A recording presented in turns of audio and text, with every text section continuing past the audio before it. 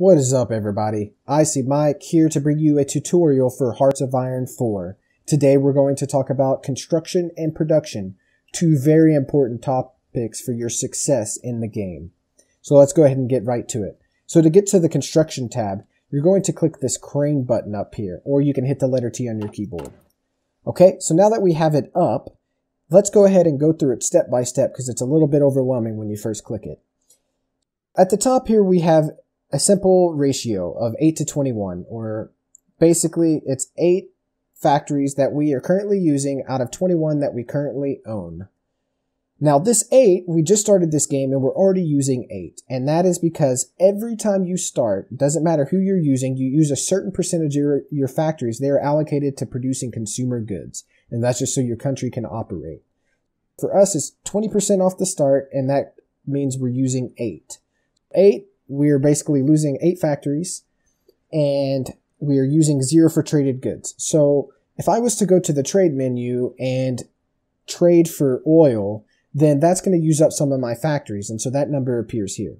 But we're not doing that right now, so we only have 8 being used, so that leaves us with 13 left. Now, those 13 factories are going to be used to produce everything on this column here that we can. And then this button here, this is going to be your modifiers, and right now we're getting a plus 5% on speed of constructing things. So this basically increases the speed by 5%. Okay, so now what are these things? Well, you can hover over them, they kind of tell you, but over here your state buildings, infrastructure, this makes your mobility better. So if you're moving your troops throughout your country and there's infrastructure, they move faster. Airbase, anti-air, both self-explanatory, as well as radar station. And down here we have province buildings, and these are like forts and bases as well. So the naval base, land fort, and those are more defensive. And then what we're really going to talk about are these right here. And even more focused than that, we're going to talk about these two. So this is your civilian factory. And that's kind of what this button means here, how many civilian factories we have. And then these are your military factors, which will have a bigger impact on the second part of this tutorial, which is production. And then we also have Naval Dockyards, which is what we use to produce ships, similar to the military factory. Synthetic Refinery. We won't really talk about that, but I only suggest to build these if you're in a country like Italy where you really need oil or you can't trade for it. Trading's much more efficient than building these because you can see the cost is higher. This one has an 8,750, where if I just traded it, I'm only using a factory that costs 7,200. And then, won't really get into these, but this is used for nuclear reactors and rocket sites. What I want to talk about is kind of how the civilian factories are accounted for, and then how many you should build, when you should build them, and then how does this affect your production. We talked about the cost here, and you can see the construction cost for this is $7,200. But if you look anywhere, you don't see like, oh, we have an economy. We have $7,200 and we have to spend it all to build this factory. No, construction cost means this is how much time it's going to take. By default, every factory has an output of the number 5. One factory has a daily output of 5. So if I have 13 factories that are not being used, that means I have a total of 13. So that means I have a total of 13 times 5, which is 65. So every day I have an output of 65 that I can produce. So if I was to build this factory here, I click it, and then I need to go to freaking Italy. And I build one in this province here. There it is. So now it's being built, right? It costs me 7,200 times. So if I do 7,200 divided by that 65 output that I'm doing every day, 7,200 divided by 65, that is going to take me approximately 110.7 days to build that factory. Just that one factory.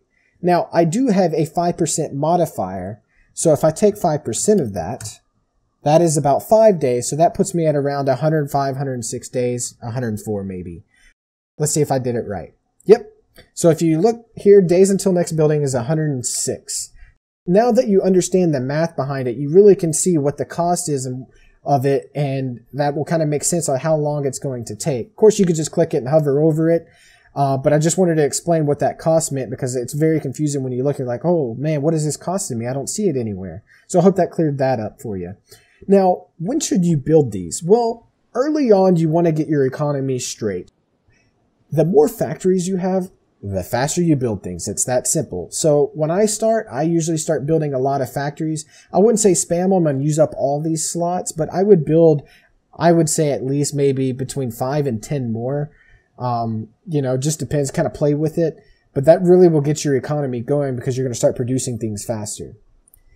Now, one thing I want to talk about is the conversion. So I can convert, so if I build this factory, I can convert it to military, which is important later on when we talk about production, because let's say we're producing something and we can't do it fast enough. We need more factories. Well, instead of building them, I can just convert them. That would make sense, right? But if you look at the cost to convert for civilian, it is 6,000, right? That's a lot. If I just build a new one, it's only going to cost me 3,600.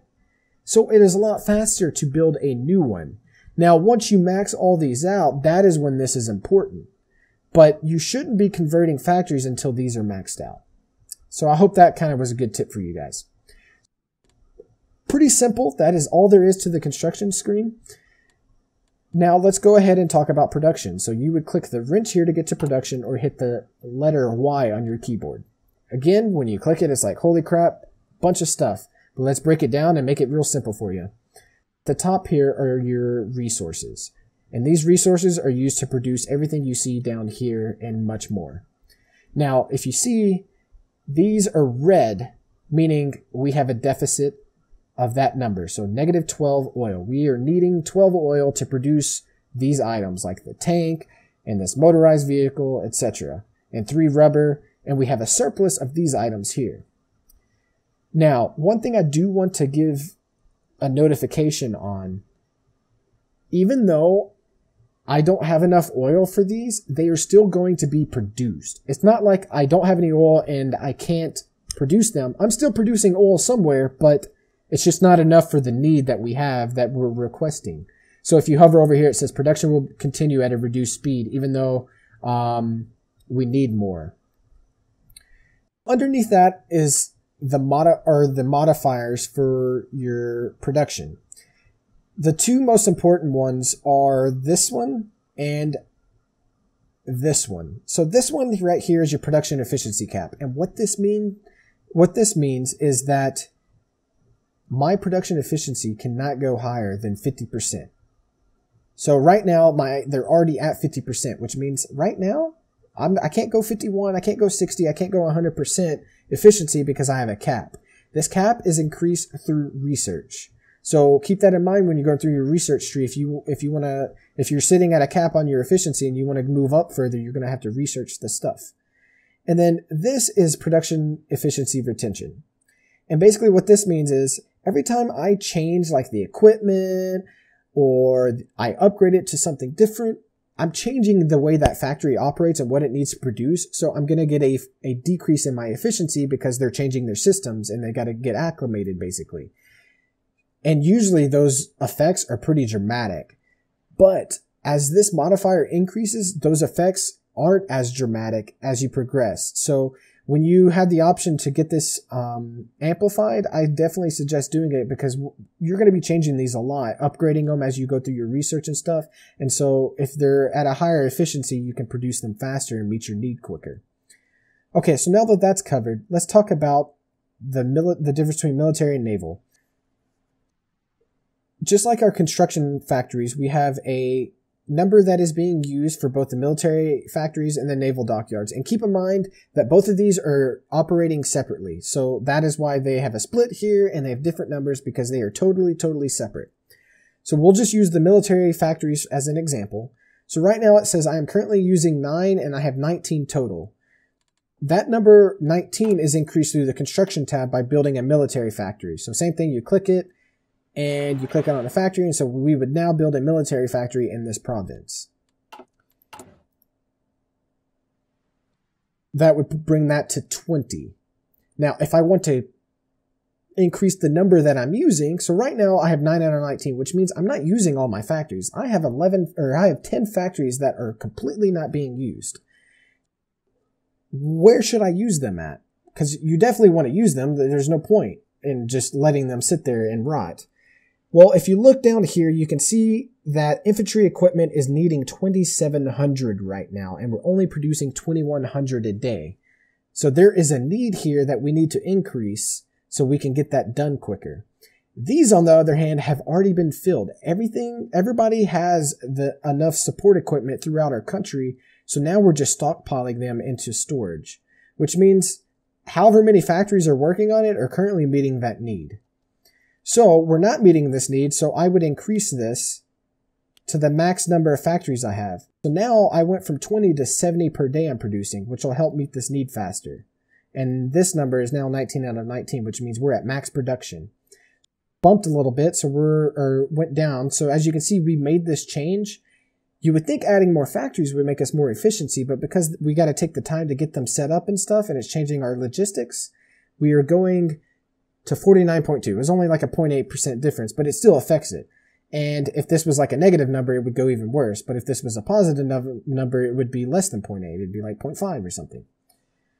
And the naval dockyards operate the same way, but I do want to give you guys a tip.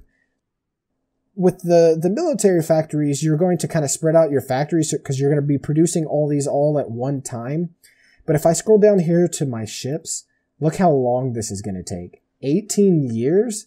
The frickin' war is going to be over by then. I don't need this ship in 18 years. I frickin' need it now. So how do I do that? Well, obviously you add more factories, but better yet, max it out. So what I do is I just max all of these out.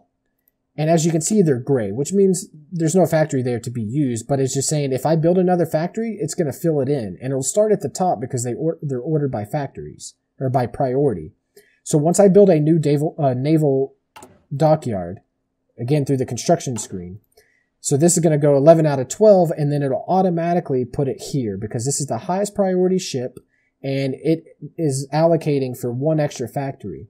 So once I build enough of them, then this will be full. And then once this is built, these will all just drop down to here, and it'll just automatically start building these. So now instead of 18 years, I'm building this in 3, and it'll take even less time once I build more factories. So that's a good tip for you guys.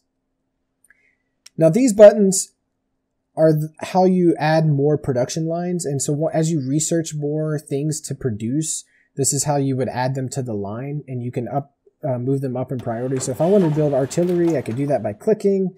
And there's no factories assigned because I've already used them all. So if I wanted to fix that, I would just take this one factory away and add it there. It already did it automatically. So now we're producing one of these a week, which we don't have a need for them. So right now it's filled. But if I wanted to increase the priority, I just hit this button, or I can decrease it by hitting that one. To the right is the number of resources that you're using. So, and that just kind of correlates with up here. We kind of talked about that if they're at 0, they're still being produced. You're just not as quick. So you definitely don't want that number to be too high, but if it's at 0 and your deficit's not that high, like -2, it's not a huge deal. But something like for Italy, we're at -21, which is a big problem. So you want to solve that problem pretty quickly. These buttons right here, they just filter. That's all they are. They look like they're pretty complicated, but they literally are just filters. So if I just want to look at other ships, I can look at submarines, screen ships, or capital ships, blah, blah, blah, or have them all at once. And so yeah, that's it. I mean, it looks complicated, but once you run through it, it's pretty simple. If you guys would like to watch a Let's Play of Hearts of Iron, I have one on my channel where I go through and I talk about the strategies as I'm doing them, and I think it's pretty entertaining. So if that's something you would enjoy, go ahead and click here to watch that. Thank you guys so much for watching this and supporting me. If you thought this was helpful to you, please hit the like button and subscribe if you want to get updated on more of my content, because I will be producing more tutorials and more Let's Plays. I will see you guys at the next video.